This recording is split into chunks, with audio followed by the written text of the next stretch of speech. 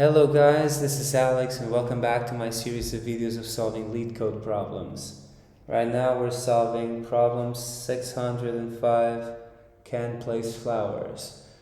You have a long flower bed in which some of the plots are planted and some are not planted. However, flowers cannot be planted in adjacent plots. Given an integer array flower bed containing zeros and ones where 0 means empty and 1 means not empty, and integer n and an integer n return true if n new flowers can be planted in the flower bed without violating the no adjacent flowers rule and false otherwise. So in this case, we need to put 1 and we need to put 2, well, false. So that's pretty simple, I guess. So let me open Paint. So in this case, it's like, we have flower pots. Let's say we have 5 flower pots. And we have a flower here, and a flower here, and the flower here. We cannot have a flower here because it violates the rule. And also, we can have a flower here, but we're stealing this space, and this space. So having it here would be smarter. So given the case that here is smarter, we can have like this greedy approach that let's say we just none of the pots are used and we want to put 3 pots. So we start with the first one, we go and do the second one, we try to do it, no, then we go to the next one because we can, next one we can't, next one we can. Okay, we did 3. That's it. So let's see if, try to put 2 pots in these pots. So one of the pots is already being used. So we start from scratch. We found an empty one. Yay. We found an empty one. Well, we can't do it. We find a non-empty one. Can't. No, we just found another one. And then, we can. So let's go. Let's implement this. It's pretty simple. So for a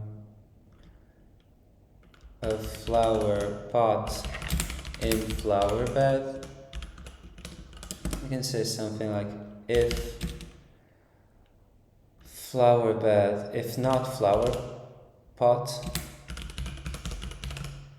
then flower pot equals 1.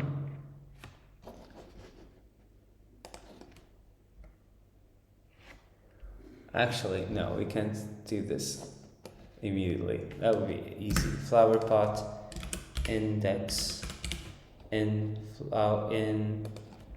range length of flower bed. So we can say something as like if flower bed, a flower pot index, a flower pot index, then continue. So this is being used. Okay, so now we can say, we can check has flower on previous pot equals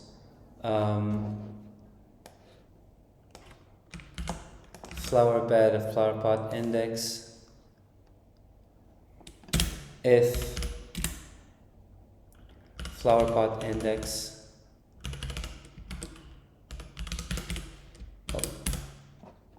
index minus 1, this is previous, if it's bigger than 0, else we can say no, it doesn't have a flower pot in the previous one.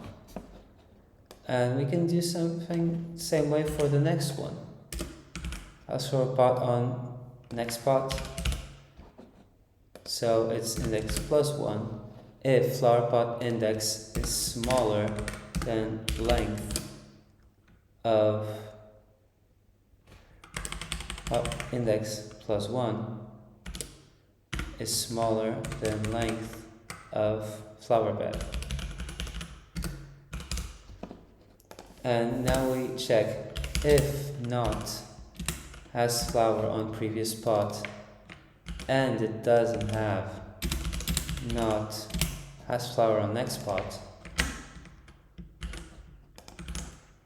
We can just say flower bed of index is flower pot index is equal to 1. That's good. So now we can just return flower bed. Let's submit.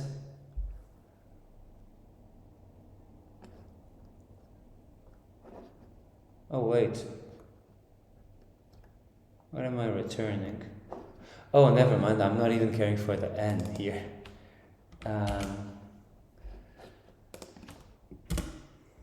Inserted flowers equals 0, and at this moment insert flowers plus equals 1, so we just need to return insert flowers is bigger or equal than n.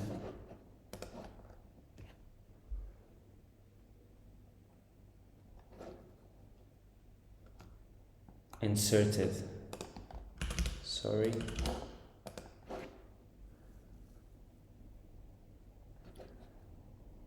Okay, the speed was not so good, but I can see a way to optimize it.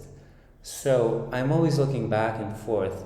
What I can do is as previous flower is false. So I don't even need this one. So I can say, no, let's use this. I can say this, and then I can just switch it to true at this moment. So it's true. And if this is also true, and then else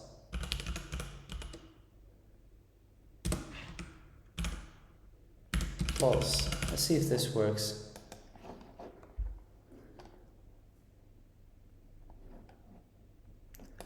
I'm not sure. Well, it did do better, 1 millisecond and a little bit of memory, but not significantly. Well, but I hope you guys enjoyed it. See you later.